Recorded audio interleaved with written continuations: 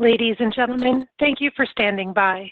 Welcome to the American Express Q4 2023 earnings call. At this time, all participants are on a listen-only mode. Later, we will conduct a question-and-answer session. If you wish to ask a question, please press star, then 1 on your touch-tone phone. You will hear a tone indicating that you have been placed in queue. You may remove yourself from the queue at any time by pressing star, then 2. If you are using a speakerphone, please pick up the handset before pressing the numbers. Should you require assistance during the call, please press star, then 0. As a reminder, today's call is being recorded. I will now turn the conference over to our host, Head of Investor Relations, Mr. Kartik Ramchandran. Thank you. Please go ahead. Thank you, Donna, and thank you all for joining today's call. As a reminder, before we begin, today's discussion contains forward-looking statements about the company's future business and financial performance. These are based on management's current expectations and are subject to risks and uncertainties. Factors that could cause actual results to differ materially from these statements are included in today's presentation slides and in our reports on file with the SEC. The discussion today also contains non-GAAP financial measures. The comparable GAAP financial measures are included in this quarter's earnings materials, as well as the earnings materials for the prior periods we discuss. All of these are posted on our website at ir.americanexpress.com. We'll begin today with Steve Squeri, Chairman and CEO, who will start with some remarks about the company's progress and results. And then Christophe Lekayak, Chief Financial Officer, will provide a more detailed review of our financial performance. After that, we'll move to a Q&A session on the results with both Steve and Christophe. With that, let me turn it over to Steve. Good morning, and thanks for joining us. 2023 was another strong year for American Express. We delivered record revenues of $61 billion for the year, up 15% on an FX-adjusted basis, and we had record net income of over $8 billion, with earnings per share of $11.21. In the fourth quarter, we continue to drive strong customer engagement and demand for our premium products. We had solid growth in billings, strong new account acquisitions, and continued strength in credit quality, which remains the best in the industry. As a result, we achieved fourth quarter revenues of nearly $16 billion, which was another quarterly record, and EPS was $2.62. Christophe will provide detail on our quarterly results, but I would like to take a step back to talk about what we've accomplished over the last 2 years and tell you why I'm feeling good about where we are today and why I'm confident in our future. Coming out of the COVID pandemic in January of 2022, we saw an opportunity to accelerate our growth, and we set an aspiration to sustain growth over the longer term at levels that were higher than what we were achieving prior to the pandemic. At that time, we laid out a growth plan with the objective of positioning the company to be able to deliver on our aspiration of driving annual revenue growth of 10% plus and mid-teens EPS growth over the long term. In executing the plan, we focused on listening to our customers and understanding their needs, and we invested in innovating our value propositions as well as uplifting our marketing and technology capabilities and backing our colleagues to meet those needs. Looking back over the 2 years since we announced the growth plan, I'm pleased to say that we achieved what we set out to do. And in fact, we're ahead of where we thought we'd be on our journey, thanks to the millions of premium customers we have around the world and the American Express colleagues who support them. Today, we are a larger and stronger company. Since 2021, we've delivered record annual revenues, increasing the scale of our business by over 40% in just 2 years, from $42 billion to $61 billion in annual revenues. Annual card spending over this period has increased 37% on an FX-adjusted basis to a record $1.5 trillion. We've added about 25 million new proprietary card accounts over the last 2 years, and over 70% of these new accounts are coming into the franchise on fee-based products. With the growth in new accounts we've seen over the past few years, we now have a total of over 140 million cards running on our global network. Our focus on continuously innovating our value propositions to meet the needs of our customers is driving increased brand relevance across generations, including millennial and Gen Z consumers. These customers represent over 60% of the new consumer accounts we acquired globally in 2023, and 75% of new consumer Platinum and Gold accounts acquired in the U.S. came from this cohort. At the same time, retention continues to be very high, and our credit metrics remain strong and best in class. These strong results reflect the success of our strategic investments we've made in our business, along with the tremendous earnings power of our business model. Looking ahead, let me tell you why I feel really good about our future prospects. We have a business model that is delivering premium performance, and we have strong momentum, which is driven by 4 key features of our model that differentiate us from the competition and are difficult to replicate. First, our economic construct has a set of diversified revenue sources that include card fees, spending, and best-in-class lending, with our subscription-like card fees being a core and fast-growing component of our revenue mix.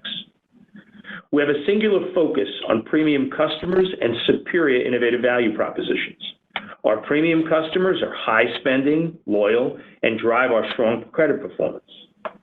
We have a large and growing partnership ecosystem that expands our brand value to card members and merchant partners around the world.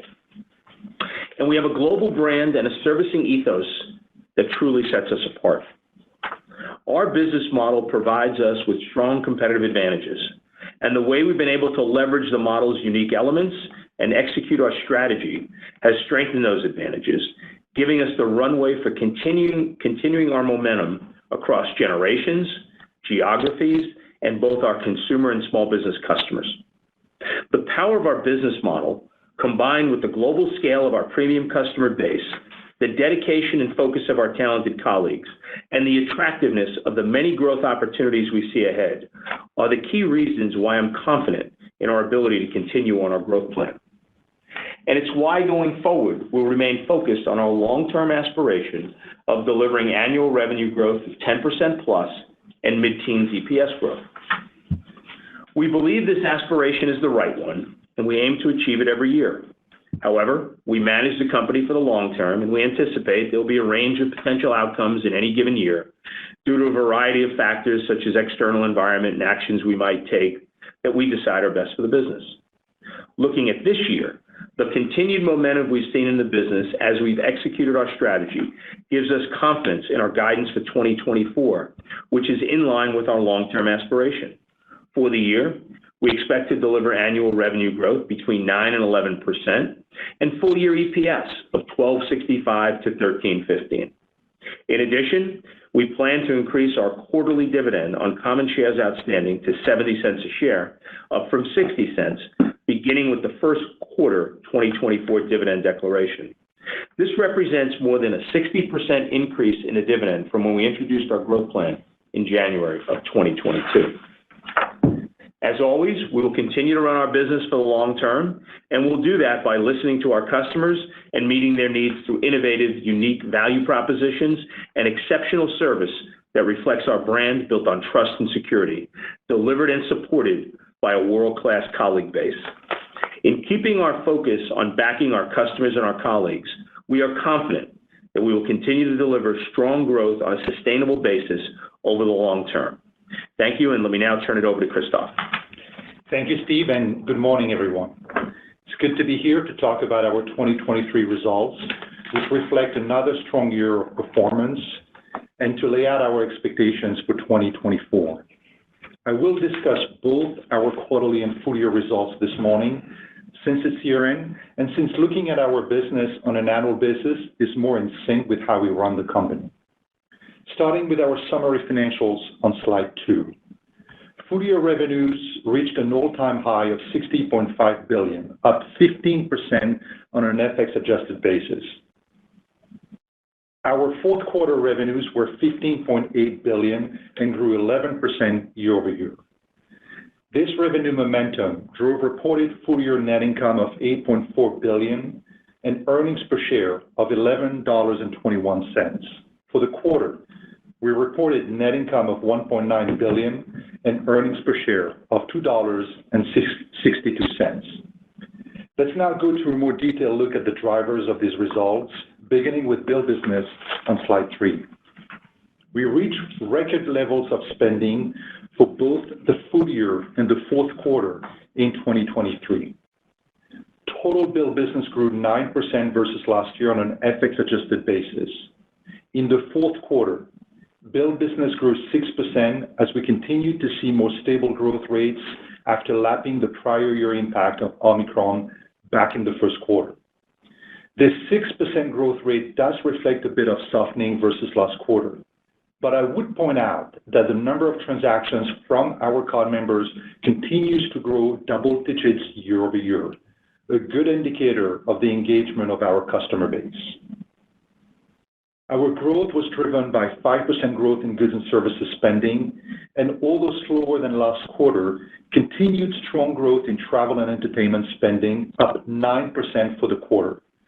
Restaurant spending remains our largest T&E category and reached $100 billion for the full year for the first time, while airline spending growth slowed in the quarter.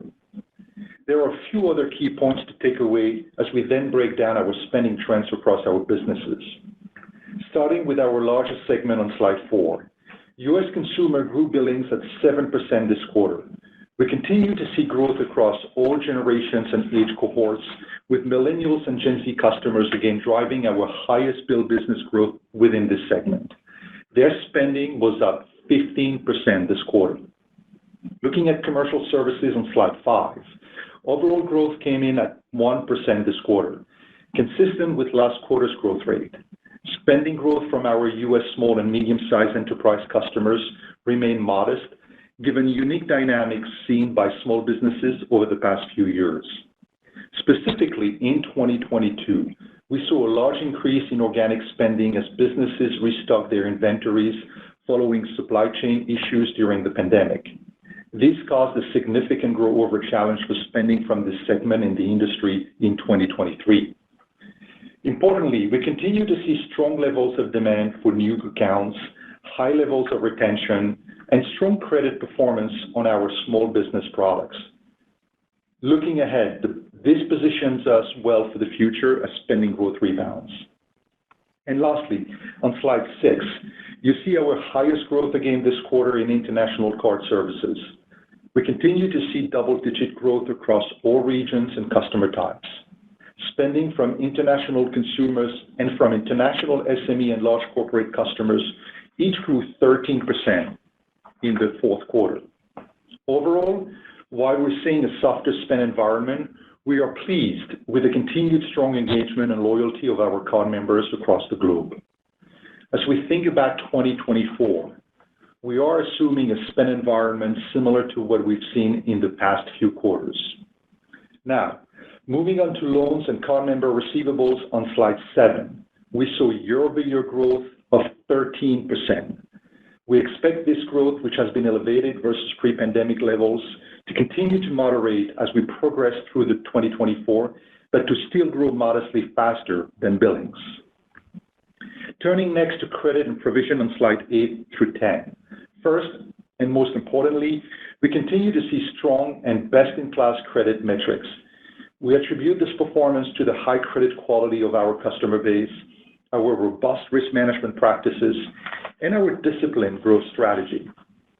As we had expected, our write-off and delinquency rates did continue to tick up this quarter, as you see on slide 8.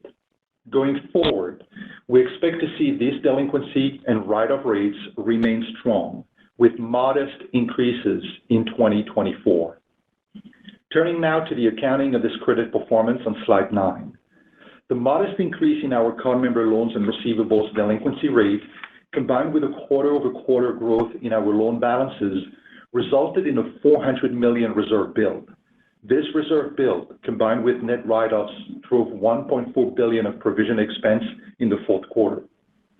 As you see on slide 10, we ended the fourth quarter with $5.4 billion of reserves, representing 2.8% of our total loans and card member receivables, and continuing to reflect the premium nature of our card member base.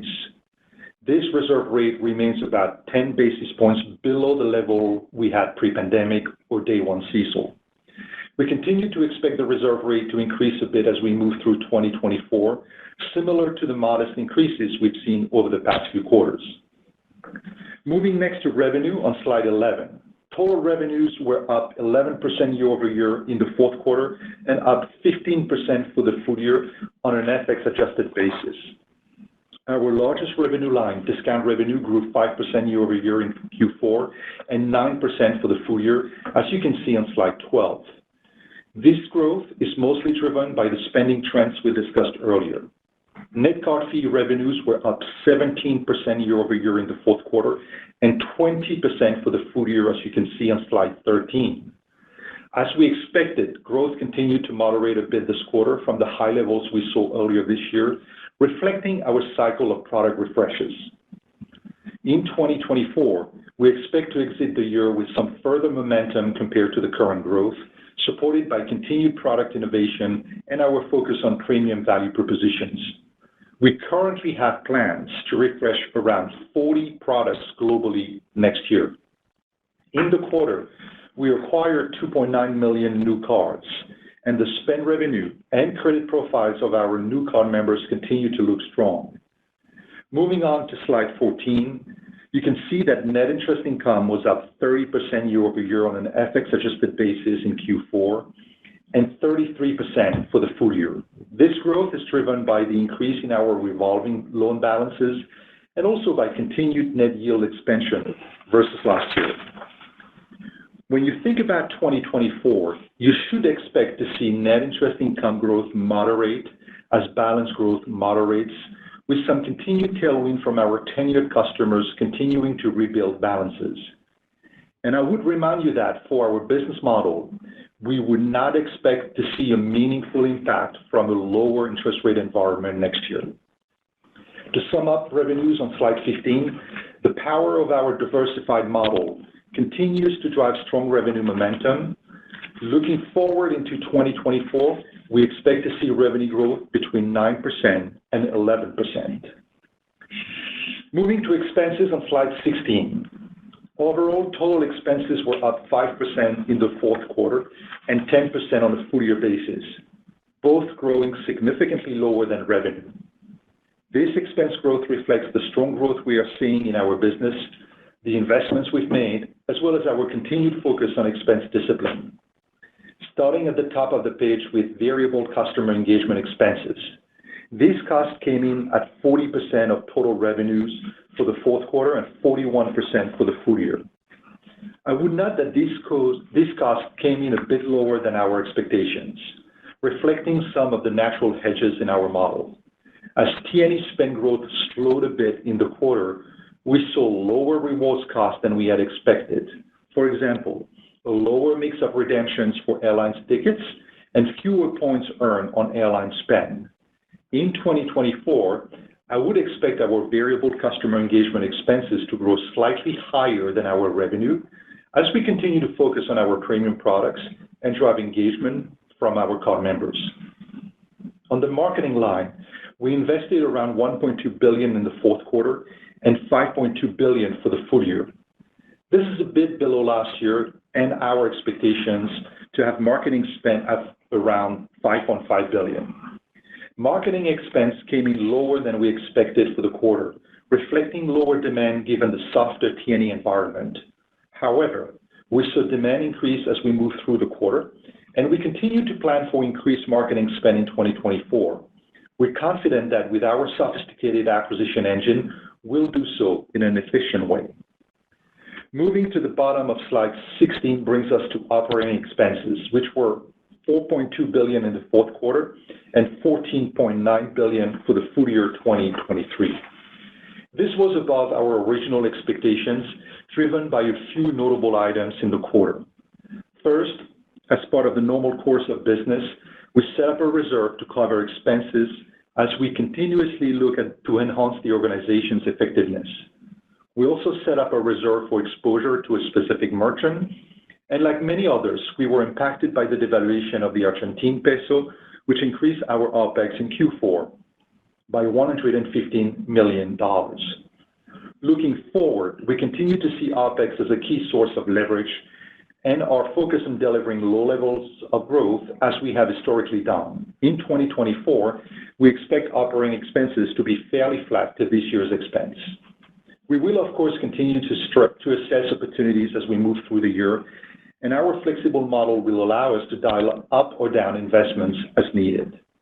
Taking everything into account in 2024, we expect total expense to grow mid to high level digits for the full year, as we expect to drive continued leverage through our operating expenses. Turning next to capital on slide 17. We returned $5.3 billion of capital to our shareholders in 2023, including $1.4 billion in the fourth quarter, on the back of strong earnings generation. We ended the year with our CET1 ratio at 10.5%, within our target range of 10 to 11%. In Q1 2024, as Steve discussed, we expect to increase our dividend by over 15% to 70 cents per quarter, consistent with our approach of growing our dividend in line with earnings and our 20 to 25 target payout ratio. We plan to continue to return to shareholders the excess capital we generate while supporting our balance sheet growth. We do not expect any material near-term changes to our capital management approach. That brings me to our long-term aspiration and 2024 guidance on slide 18. We continue to run our business with a focus on our aspiration of revenue growth in excess of 10% and mid-teens EPS growth, and we believe that is the right aspiration. As Steve discussed, for the full year 2024 specifically, we are introducing our guidance of having revenue growth of 9 to 11% and earnings per share between $12.65 and $13.15. This guidance remains in line with our aspiration and also factors in a range of scenarios based on what we're seeing in our business today. We also recently announced an agreement to sell our certified business. Our guidance and the items related to 2024 that I just walked through do not include the potential impact from this sale. We do expect to realize a sizable gain on the sale and to reinvest a substantial portion of the gain back into our business, as we've done with similar transactions in the past. We expect the deal to close in the second quarter and plan to provide more detail then. With that, I'll turn the call back over to Kartik to open the call for your questions. Thank you, Christophe. Before we open up the lines for Q&A, I will ask those in the queue to please limit yourself to just one question. Thank you for your cooperation, and with that, the operator will now open up the line for questions. Operator? Ladies and gentlemen, if you wish to ask a question, please press star, then 1 on your touch-tone phone. You'll hear a tone indicating that you've been placed in queue. You may remove yourself from the queue at any time by pressing star, then 2. If you're using a speakerphone, please pick up the handset before pressing the numbers. One moment, please, for the first question. Our first question comes from Don Fandetti of Wells Fargo. Please go ahead. Good morning. Good to see the 24 EPS guidance and rev guidance. I guess on January spend, some of your peers have noted a slowdown on weather. Can you comment on that? And then just maybe talk a little bit about build business in 24 in terms of SME. Yeah. So we don't talk about monthly numbers, so let alone about, a few weeks into the month of January. So I think best is to wait until the end of the quarter, and we'll provide a lot more color and detail on the billing in January so far. As far as how we think about build business in 2024, our planning assumption is that we should expect, or we're expecting billings to be consistent with what we've seen in the prior few quarters. And we're ready to see an upside if there is some. But for now, that's the assumption we baked in our plans and how we constructed this guidance. On the SME side, it's the same assumption, if you want. We are assuming, something similar to what we're seeing in Q3, Q4. We are very focused on winning the recoveries with SMEs.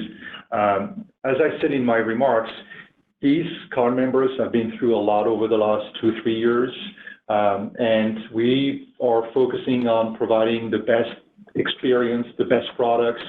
We're focusing on acquiring as many customers as we can and helping them grow their business.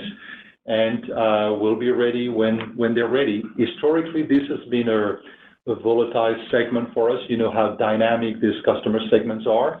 And we play a critical role in that industry, and we'll be ready when they're ready. Thank you. The next question is coming from Ryan Nash of Goldman Sachs. Please go ahead. Hey, good morning, guys. Good morning. Maybe to build on Don's question, can you maybe just dig a little bit deeper on some of the drivers of revenue growth, so discount revenues, card fees, and NII? Christophe, I know you said that NII should decelerate, and are we assuming any sort of reacceleration as we move through the year, particularly in areas like U.S. consumer or SME? Thank you. Yeah. Hey, good morning, Ryan. Thank you for your question. So the building blocks of the revenue growth remain the same. At a very high level, we expect billing and therefore discount revenue to grow at a pace similar to what we've seen in the recent quarters. We expect card fees, so Q4 is at 17%, full year at 20%. We expect card fees to be a key contributor to growth going forward, to remain a key contributor to growth going forward, and actually to exit Q4 at a higher level than where we are right now. And I gave you the context in my remarks, very much supported by the constant strength in premium acquisition, the product refresh and renewals that we are committed to execute on, and very strong retention rates, which we have experienced for many years now. And when it comes to the last component of our revenue pool, net interest income, you should expect that growth rate to moderate, very much driven by the fact that, and you've seen the trend, I'm sure, Ryan, their asset growth and their lending growth rate have been moderating over the past quarters, and we expect that moderation to continue. The very strong growth was a function of tenured card members rebuilding balances post-COVID, and at some stage we're gonna reach their a more normal rate there, and that will naturally drive NII to a more moderate level of growth. I gotta also mention that we believe that the interest rate dynamic and what the Fed will decide doesn't play a big role here in terms of what's gonna happen to NII. And when you put all of this together, and you can, we run multiple scenarios. What if billing is a bit stronger? What if, NII is a bit weaker? And we land in the same range of 9 to 11%. So that's very much how we think about the revenue guidance. Thank you. The next question is coming from Mark DeVries of Deutsche Bank. Please go ahead. Yeah, thanks. Was hoping you could dig a little further into kind of where the loan growth is coming from, how much of it is from new customers or relatively recently added customers versus older and gaining share there, and also whether you're seeing any kind of difference in credit performance on kind of balances from newer customers versus older. Okay. So let me take loan growth first. The dynamic on loan growth has not changed, and for several quarters now, it's also our philosophy and how we run the company. About 70% of their loan growth comes from tenured card members, and what we call tenured card members is card members who've been with us more than 12 months. And that's very much how we think about acquisition. We acquire card members, we develop relationships with them, then we offer them, we cross-sell products, we increase the lines, we nurture those relationships. And we do that because we understand them better, we understand their spend patterns, and they understand our products better as well. And that's the driver. Their we don't do much balance transfers, if any at all, and we don't have promotional offers, promotional offers also. So it's very much growing with our tenured card members.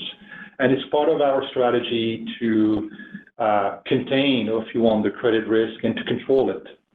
And when it comes to the credit profile of the new card members, we haven't changed our credit underwriting models, right? We still, and we haven't changed as well our marketing channels and products. Well, we still skew towards positive selection in terms of credit profile. That has not changed. And, I need to say that the prospects that we bring in and become recent card members have very good credit profile.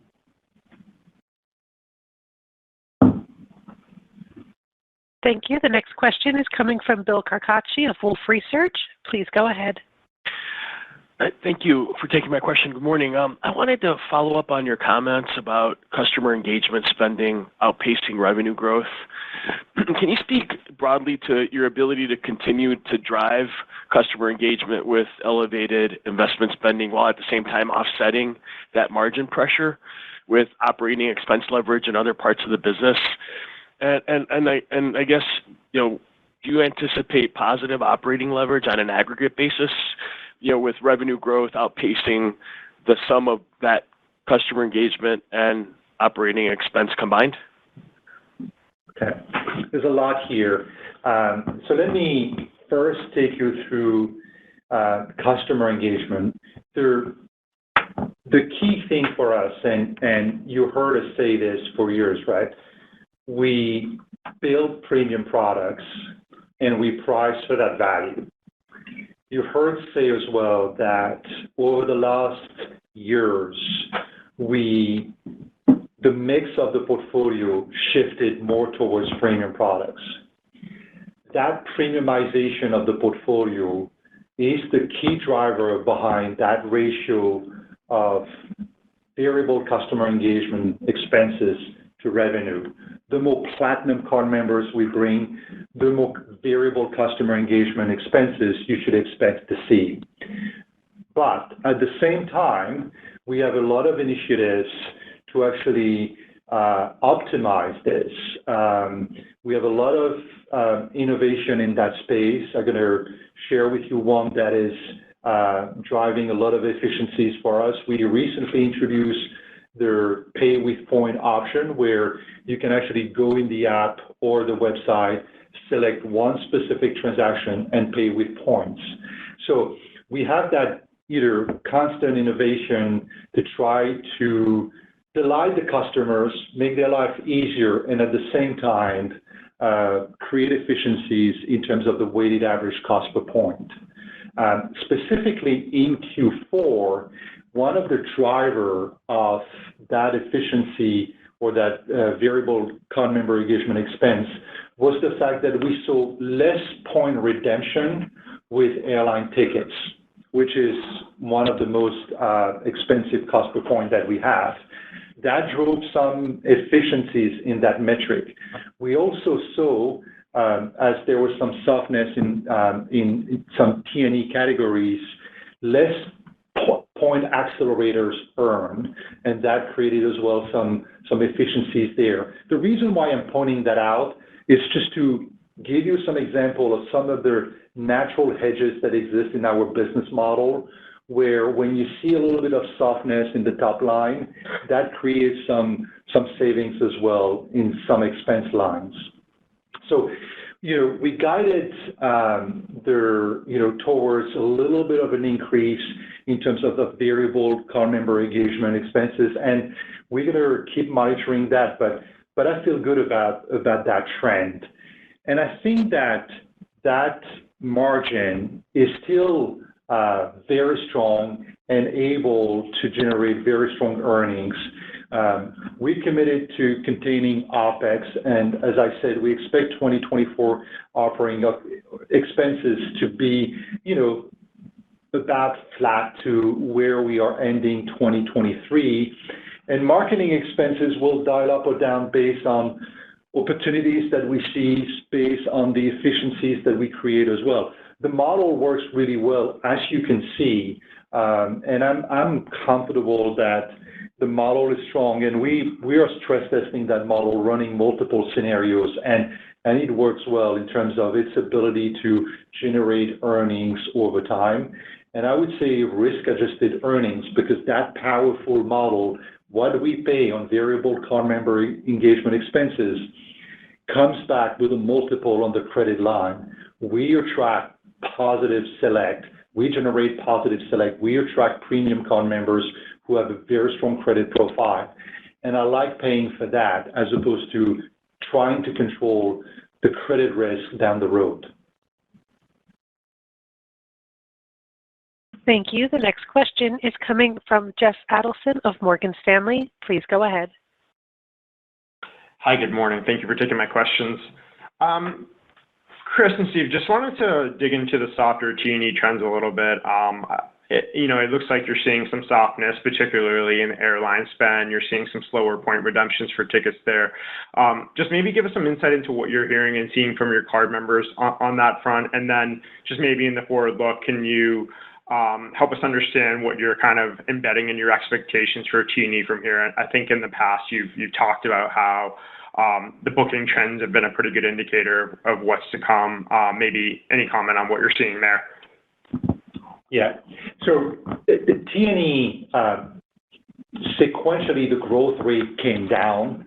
I need to point out, though, that it's still up 9% year over year. So it's a pretty strong growth rate. In terms of airline spend, and if you heard, I'm sure the various airlines, they all made comments about a bit of a softer demand. And since many of those customers are using an American Express card to pay for the airline ticket, we saw a similar trend. This being said, booking remains very strong on our TLS segment. I don't have the numbers in front of me, but I know they were strong. So I don't, we'll see whether it's the beginning of a trend or whether it's a data point. But we keep seeing, a lot of strength, and, the partnership we have with Delta is working very, very well. Originations, of new cards are very strong. And, card members decided to redeem a bit less in Q4 with airline tickets than they did in the past. And, we've seen in the, that choppiness as well in the past. I don't worry, it's one data point. And for 2024, we haven't, communicated on exactly what assumptions we're making by category. But, I'm not too worried. We have a card member base that loves traveling, and I'm sure they're going to keep traveling. Thank you. The next question is coming from Rick Shane of JP Morgan. Please go ahead. Thanks for taking my questions this morning. Look, you guys had alluded to the fact that the reserve rate is going to go up or drift up in 2024. I'm curious if what's driving that. Presumably, it's a mix shift between loans and card member receivables. But I'm wondering if at any level you're also suggesting that the reserve rate on the loan portfolio is going to go up as a reflection of either of some sort of shift there, or is it just pure mix shift as the loan portfolio grows faster than the card member receivables? So thank you, Rick, for your question. This is an important point, so I'm glad you're asking the question. The first thing I want to say is that the absolute levels, when you look at the delinquency rates or the write-off rates, are very low in terms of our historical performance. And on the slide, I put as well their pre-pandemic levels. The write-off rate is 2% in Q4. It was 2.2% pre-pandemic, right? So we're still below where we were pre-pandemic. So in absolute, they're very low. Relative to our peers, which I know you know well, they're also very good. And I'm sure you noted that every competitor or peer reported their numbers and experienced the same tick, but at a higher magnitude. Our tick up of 20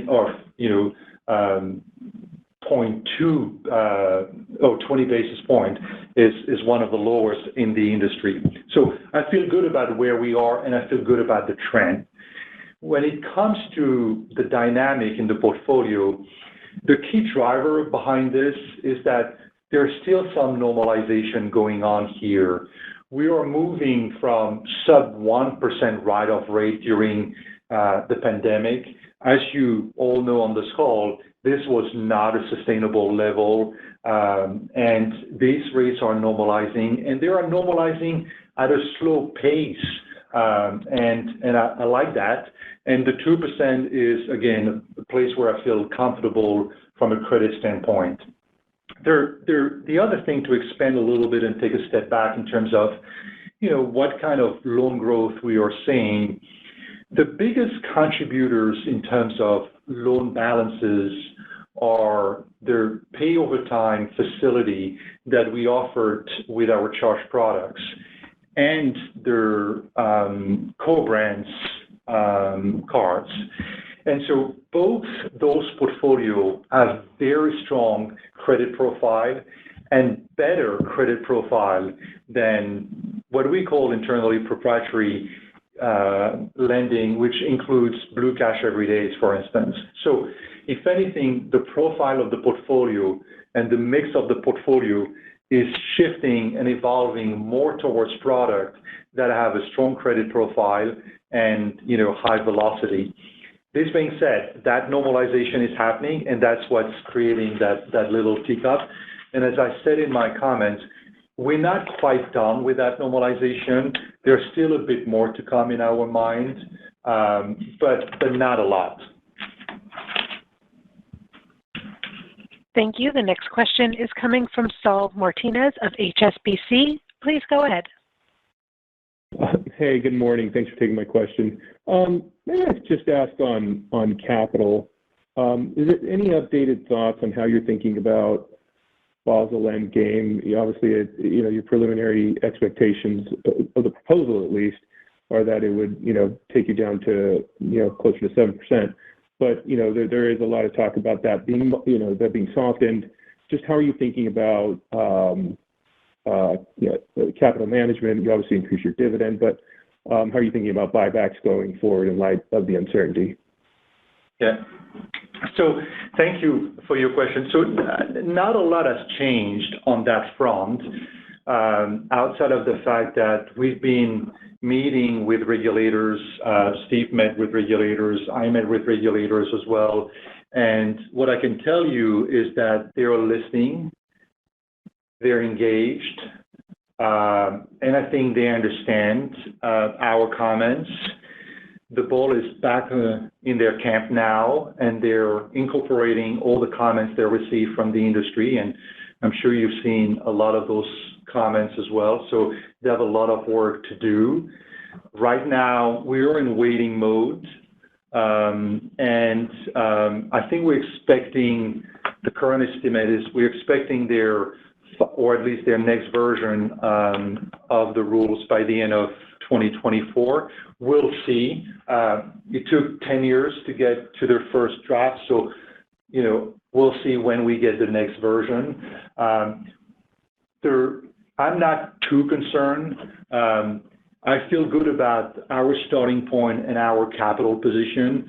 As you know, we generate about 30% return on equity, which means that we generate a ton of capital. And for now, we're not going to change our capital policy. The first thing we do is, of course, fund the balance sheet. Then we distribute dividends. We feel very confident about the increase that we are planning to do this year. And the rest is going to go in share buyback so that we keep capital between 10 and 11% of our risk-weighted asset. And that's what we've done for years. That's what we're going to keep doing. And we're going to adapt to the Basel rule. We're running the company conservatively as well with a big buffer over their 7% rate that we have. And so nothing has changed much on that front. So more to come when we get the final rules. Thank you. The next question is coming from Moshe Orenbuch of TD Cowen. Please go ahead. Great, thanks. And many of my questions have been asked and answered, but hoping to follow up on a comment that you had just made about the pay over time business. Could you talk a little bit more about the characteristics of that? You mentioned that obviously that's going to, tenured charge card customers, so the quality is very strong. Could you talk a little bit about the yield and how much you've seen in kind of growth from that product? Yeah. So your description is correct, Moshe. It's a facility that we attach to our charge card products, where they can decide if they want to revolve a portion of their bill. This is the fastest growing category for us in terms of loan growth. It was very well received. By the card members. And I don't know what else I can tell you. Remember that their charge card has a no preset limit, which is an important feature here. So it's a way for us to give them as well, and it's a painful product, so it's a way for us to give them a facility where they can, revolve over a period of time. And as I said, previously, their credit profile is very strong of this product, very much because it is attached to a very premium base, right? Premium Gold Card members are using this facility and revolving from time to time. Thank you. The next question is coming from Sanjay Sakhrani of KBW. Please go ahead. Thank you. Maybe I could ask the questions regarding what's embedded in the revenue growth expectations for 2024 differently. If we look at the fourth quarter exit run rate, would that sort of target us to the low end of the guidance range? And then, Christophe, you mentioned that lower rates shouldn't help, but aren't you guys liability sensitive on the charge card portfolio? Thanks. So let me take the second question first. We are slightly liability sensitive. And the key assumption for us, but the comment remains that, in its totality, our total balance sheet and total funding stack level, the impact of rate cuts is going to be very small to our NII. The big unknown here is what's going to happen to the beta. We've been, as an industry, trending around 0.7 on the way up. We're probably going to trend to 0.7 on the way down, but not immediately. And it's hard to say exactly at this point in time where we're going to be when the Fed starts cutting rates.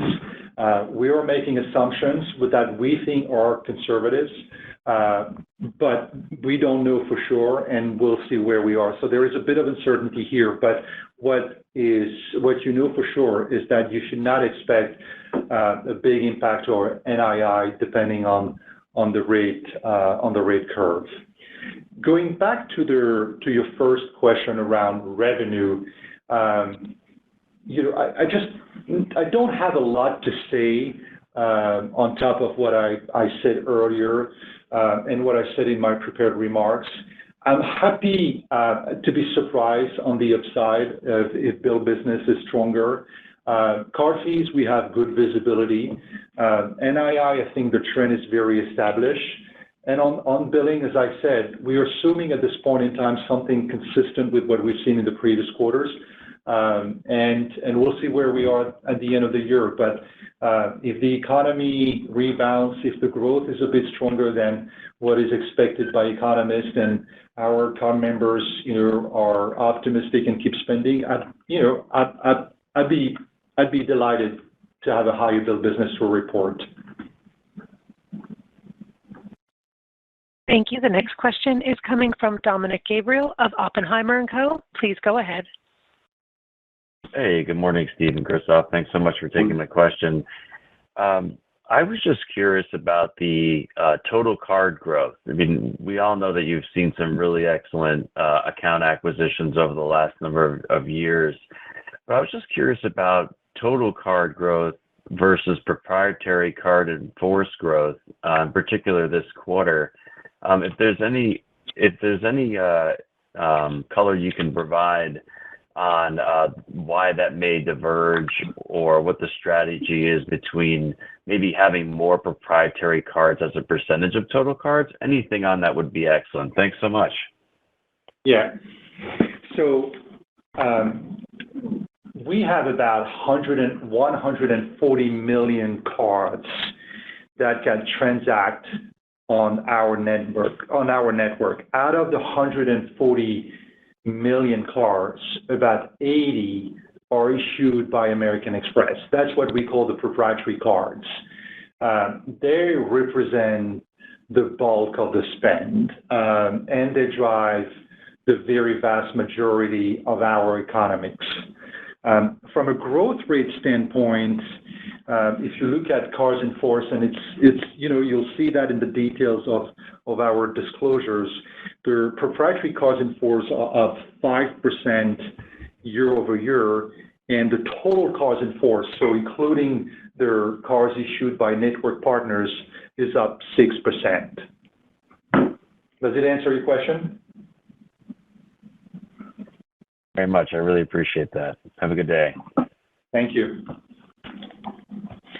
Thank you. The next question is coming from Aaron Saganovich of Citi. Please go ahead. Thanks. Maybe you could, I was wondering if you could talk about the plans for the next Platinum refresh in the U.S. I think the last one was done in 2021, and whether or not you have any plans to do that this year, and if that's in your guidance for the year as well. Yeah, so, as you know, we have committed to refreshing 40 products this year, as Christoph had said, and strategically, we look at refreshing all of our products on a sort of 3 to 4 year basis. And it's important because it's really important to make sure that we keep our products fresh. We're listening to our customers and putting in those enhancements and the extra value that they want, and it enables us to make sure from a generational perspective, we are modifying those products as trends change and as our customer needs change. As far as specifically for the Platinum card, we don't really pre-announce that, and so I think you just have to wait and see. Thank you. The next question is coming from Craig Moore of FT Partners. Please go ahead. Yeah, good morning. Thanks. 2 quick questions. You've considering the strength of Delta Airlines over the last number of years, as consistently the top airline, you've clearly benefited a lot from that in terms of new card issuance and likely in spend as they've been able to hold fares better. As we see airline spend slow, does that benefit diminish? And is it something you have to think about? And second, in terms of small business, we've been pretty flat now for a couple quarters. Curious what you're seeing under the covers there. Is this, are you still able to issue new cards, or and are you seeing any reluctance, from small business to take, additional products that might increase their costs beyond the baseline? I'm just trying to understand the mood better of small business owners. Thanks. Yeah. So from a small business perspective, the drive is really organic spend. We're not seeing existing small businesses spend more than they spent the year before. And that's not an American Express phenomenon. That is an industry phenomenon. As far as card acquisition within small businesses, that still remains strong. As far as small businesses looking at our platform and looking at our loans and so forth, that remains strong, and the credit quality remains strong. I think, as Christoph said in his remarks, there is this phenomenon of inventory buildup, there's some interest rate shock and so forth, and so small businesses tend to be very, very secular. I would be much more concerned if we weren't acquiring cards, if we weren't engaging in new small businesses, or if write-offs and delinquencies were higher. So at the moment, as we look at this, we truly believe this is an organic spending issue, and it's not American Express specific. I'll let Christoph talk a little bit about Delta. Yeah. So the Delta product is still going very, very strong. The total billing growth on the Delta product for the full year was up 15%. And we're originating a lot of new cars as well. My comment about their softness in terms of Q4, hard to say whether it's the beginning of a trend or whether it's just a blip. Time will tell, but it's still going very, very strong, and the engagement with the partner is very strong. The partnership is going strong. So I don't see any softness there at all. And I will say as well that their credit quality of those new card members remain very strong. I made comments about it's one of the fastest growing segment on the loan side, and it comes with very strong performance. People who travel a lot and who fly a lot tend to have strong credit quality, and we see that on the loan side, on the spend side, on the origination side. So, I'm not worried about that at this stage. Thank you. Our final question will come from Mihir Bhatia of Bank of America. Please go ahead. Hi, thank you for squeezing me in here. I just wanted to go back a little bit and maybe just unpack the billings growth a little bit. Maybe can you just talk about how much of that is being driven by adding new card members versus winning wallet share? And then just related to that same topic is just how are you thinking about the environment for new card acquisitions? Is this 3 million level that you have been at for the last couple of quarters the right level to think about for the next year? I understand that it's dynamic and you'll change, but what have you assumed in your planning? Yeah, let me talk about sort of card acquisition numbers. When we go out and we look at acquiring card members, we really focus on acquiring build business, and we acquire revenue. And consistently now, if you take the first quarter out of last year, where it was a little bit more of an anomaly of 3.4 million cards, we've been around that 3 to 2.9. And we will, as long as we have line of sight into high credit quality premium card members, we will continue to be out there aggressively acquiring card members. And, that range will be where we see that range today, between 2.9, 3.1. We don't really provide any guidance on that, but with the amount of money we're planning on spending, I think it's a pretty fair assumption. And we report that, but what we really focus on is making sure that we're getting, build business acquired. When you look at the composition, obviously in a stronger environment, you're really looking for more organic growth from your existing cardholders. And I just made the comment before, where small businesses, that's not what we're seeing. And so when you look at any growth that you're seeing from a small business perspective, that is truly from new cardholders acquired. And a lot of the growth from a consumer perspective right now is new cardholders acquired, which actually, as we think about engaging with our cardholders, gives me a lot of confidence going forward, because as we continue to engage and not only get more wallet share, but as our card members get back to where they were probably before the third and fourth quarter, we believe there is upside there from a billings perspective. And, we've talked a lot about millennials over time.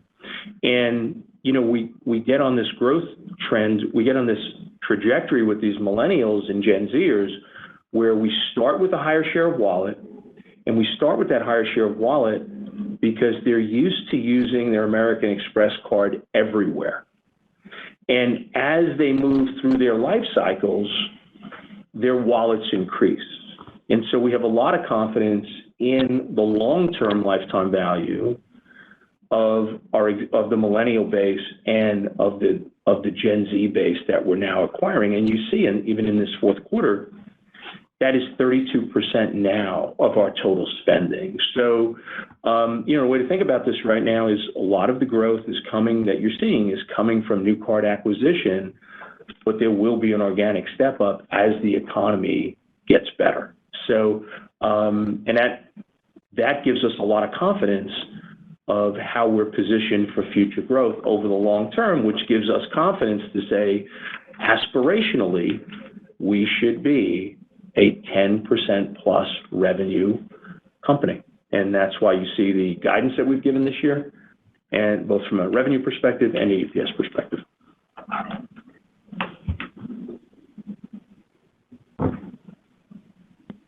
With that, we will bring the call to an end. Thank you for joining today's call and for your continued interest in American Express. The IR team will be available for any follow-up questions. Operator, back to you. Ladies and gentlemen, the webcast replay will be available on our investor relations website at ir.americanexpress.com shortly after the call. You can also access a digital replay of the call at 877-660-6853 or 201-612-7415. Access code 13743240 after 1 p.m. Eastern Time on